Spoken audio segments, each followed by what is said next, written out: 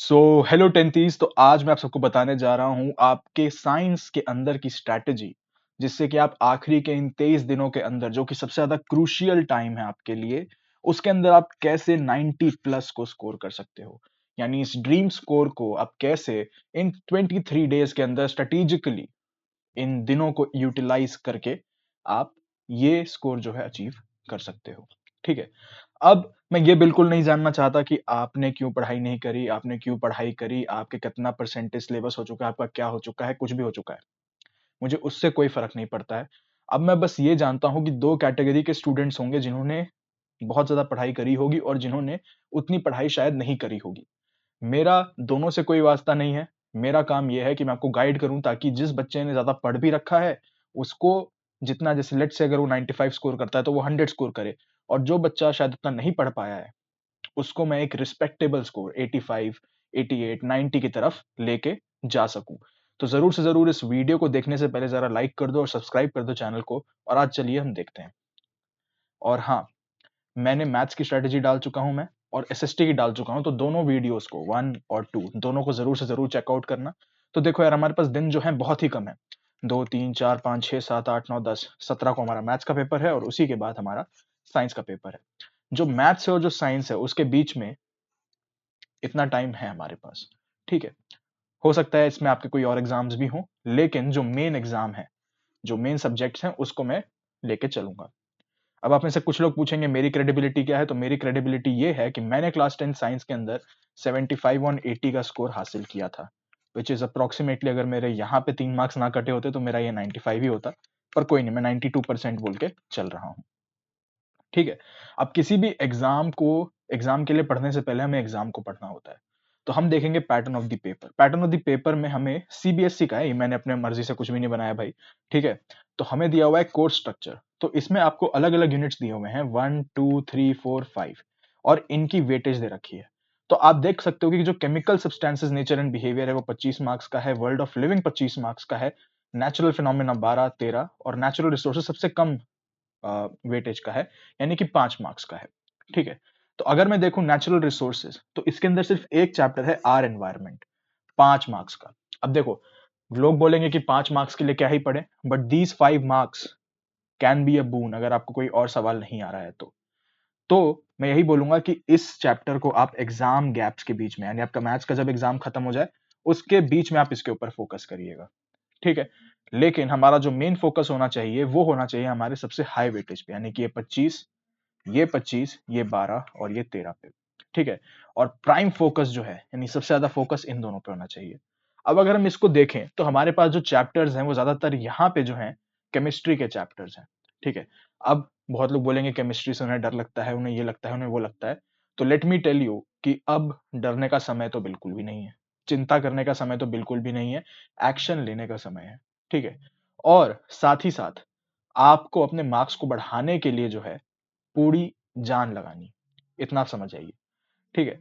तो इसीलिए हम क्या करेंगे, हम ताकि हमारा जो गोल है वो हटे ना, ताकि हम जो है डिस्ट्रैक्ट ना हो, तो हम टॉपिक्स को बांटेंगे दो तरह के कैटेगरीज में।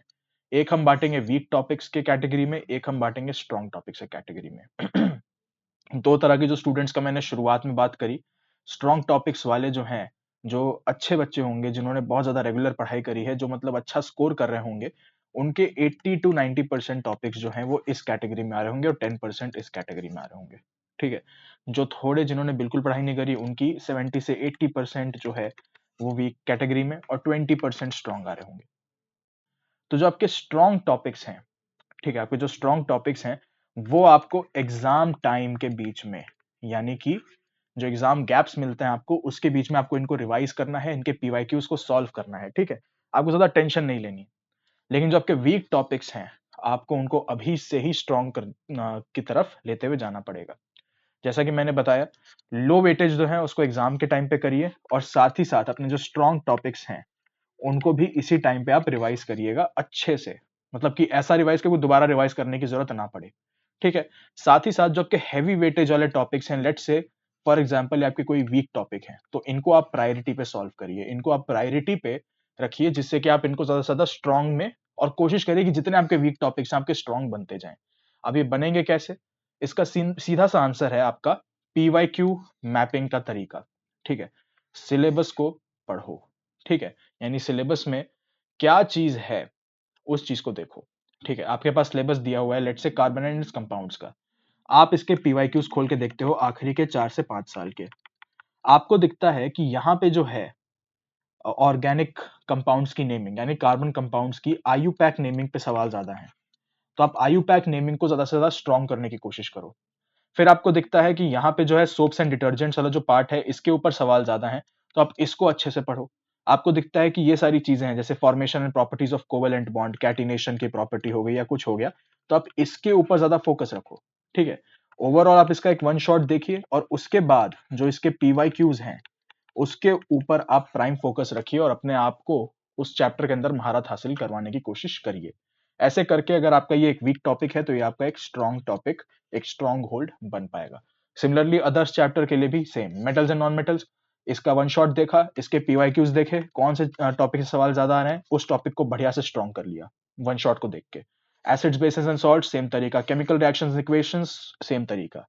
अब let's say life processes biology में control and coordination, reproduction, heredity and evolution, तो हेरिडिटी एंड एवोल्यूशन से ज्यादा सवाल कहां से आए हैं, 1 ट्रेट से, 2 ट्रेट से, इनसे, तो इन चीजों को स्ट्रॉन्ग करिए, ठीक है। सेक्स डिटर्मिनेशन पे सवाल आया है कि एक्स एक्स और एक्स वाई क्रोमोसोम से क्या होता है, तो इन चीजों को आप एकदम बढ़िया से याद कर लीजिए, कंठस्थ कर लीजिए, तब जाके आपके जो ये टॉपिक्स हैं ये भी स्ट्रॉन्ग बन जाएंगे, ठीक है।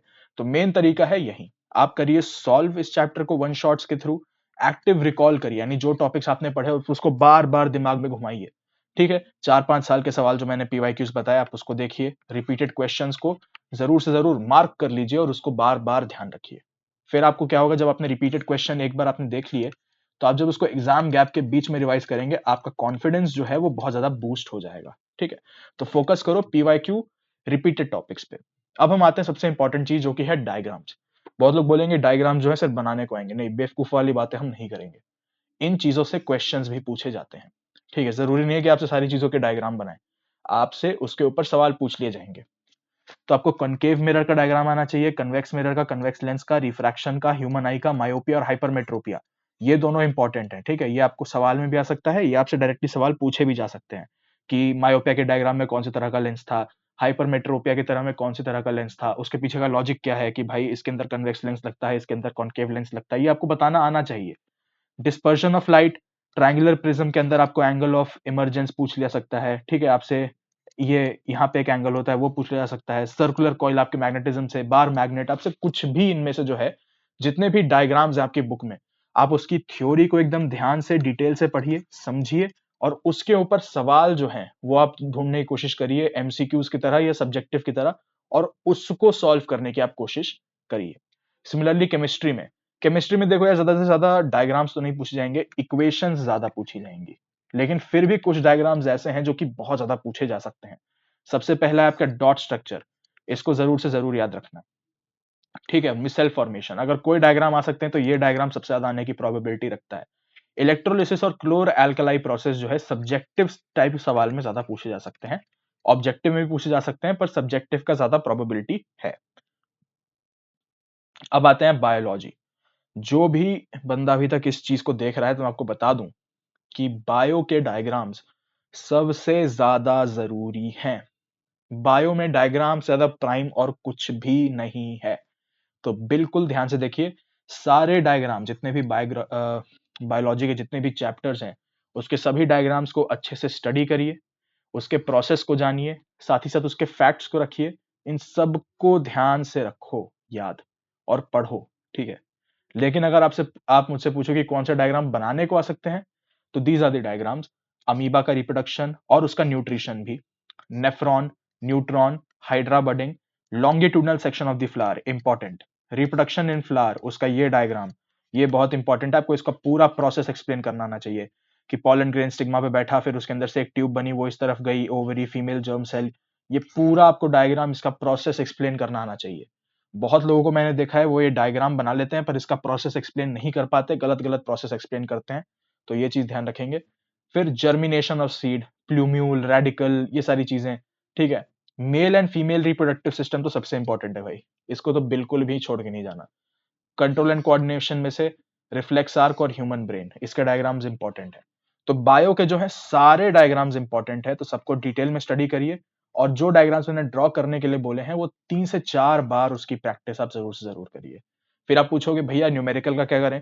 तो न्यूमेरिकल में 2 ही चैप्टर से न्यूमेरिकल ज्यादा आएंगे, आपके लाइट वाले चैप्टर से और इलेक्ट्रिसिटी वाले चैप्टर से। ठीक है, तो ध्यान रखेंगे क्या चीज का, कि formula, units, calculation, circuit solving हमें आनी चाहिए। जैसे अब बहुत लोगों को क्या है, कंफ्यूजन होती है कि भाई ये माइक्रो एम्पियर क्या है, ये कितना है, तो आपको ये कन्वर्जन आना चाहिए, ये इजी है, और आपको ये चीजें जो है अच्छे से आना चाहिए। सर्किट सॉल्विंग के आप वीडियोस 10 से 15 मिनट की होती हैं यूट्यूब पे, आप आराम से देखोगे, आपको समझ आ जाएगा। ठीक है, और साथ ही साथ इनके भी आप वन शॉट जरूर से जरूर देखिए। लाइट जो चैप्टर है उसके जो न्यूमेरिकल्स हैं वो बेसिकली मिरर और लेंस फॉर्मूला के ऊपर ही रहेंगे, और मैग्निफिकेशन के ऊपर रहेंगे, और एक आपका पावर वाला जो होता है, पावर ऑफ अ लेंस, उसका डायग्राम, सॉरी उसका जो फॉर्मूला है वो भी जरूरी है। ठीक है, तो ये तो बहुत ही आसान डायग्राम होता है, सॉरी न्यूमेरिकल होता है। हेरिडिटी एंड एवोल्यूशन, देखो ज्यादा तो ये चैप्टर जो है बहुत पहले ही काट दिया गया है, तो इसीलिए आपको यहाँ पे जो है और आसानी कर दी गई है। तो इस चैप्टर से अगर कुछ सबसे ज्यादा इंपॉर्टेंट है तो वो है सिंगल ट्रेट और double trait, R R Y Y, small R small Y Y, tall tall and short short, dwarf dwarf. तो ये जो कॉम्बिनेशन है इन दोनों का, जैसे T T into T T हम करते हैं, तो फिर हम एक टेबल बनाते हैं, यहाँ पे हम लिखते हैं टी टी, यहाँ पे हम लिखते हैं टी टी। तो ये आपको बनाना आना चाहिए। ठीक है, ये आपको करना आना चाहिए, अच्छे से एक्सप्लेन करना आना चाहिए। ठीक है, और आपको इनके जीनोटाइप और फिनोटाइप रेशियोज भी लिखने आने चाहिए। ठीक है, तो ये चीज अगर आप कर लेते हैं तो आपके साइंस के अंदर जो ये स्कोर है 75 ऑन 80, 90 प्लस, 92, 98, 100, कुछ भी आप स्कोर ला सकते हैं, और बहुत आराम से ला सकते हैं। आपको बस क्या रखना है, पेशेंस रखना है, और मेहनत करते हुए जाना है। और साथ ही साथ आपको अगर एसएसटी के अंदर अच्छे से अच्छा स्कोर करना है तो आप मेरे चैनल के ऊपर जितनी भी प्लेलिस्ट हैं एसएसटी के, जिसके अंदर मैं हर सब्जेक्ट को एनसीईआरटी के थ्रू कवर कर रहा हूं 2-2 घंटे के अंदर अंदर। अब सारे चैप्टर्स जो हैं पर सब्जेक्ट, यानी कि अगर किसी एक चैप्टर में 5 चैप्टर हैं, तो आप ये पांचों के पांचों चैप्टर 2 घंटे से कम में खत्म कर सकते हो, बहुत ही आसानी से। ठीक है, आपका काम मैंने बहुत आसान कर दिया है। मैं साइंस की वीडियोस अभी नहीं डाल पाया क्योंकि मेरे पास टाइम कंस्ट्रेंट था, लेकिन मैं बिल्कुल आपकी मदद करने के लिए तैयार हूं। अगर आपको लगता है कि कोई भी टॉपिक में आपको दिक्कत हो रही है तो आप उसको कमेंट करिए, और मैं उसकी वीडियो भी लेके आऊंगा जल्दी ही जल्दी। ठीक है, तो आपके लिए मैं प्लेलिस्ट यहीं पे लगा दूंगा, आप उसको चेकआउट करते रहिएगा।